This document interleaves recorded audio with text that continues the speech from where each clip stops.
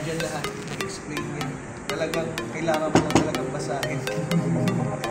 Tindigin. So ngayon we are talking with Pastor Brian. Salamat. Dinidisciples ngayon ni Kuya Mario. Kuya Mario is the missionary. Amen.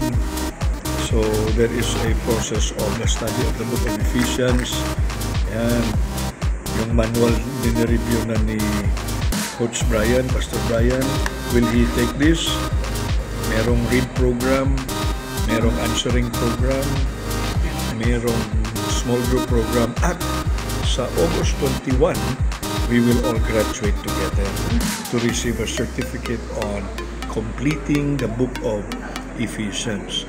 So ipanalangin natin na yung Batangas, yung Manila, yung Mindanao, yung other places will be a part of this.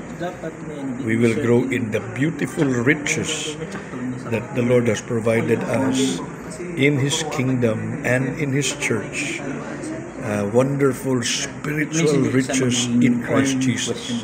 We are seated in heavenly places, studying now this time the book of Ephesians written by the Apostle Paul.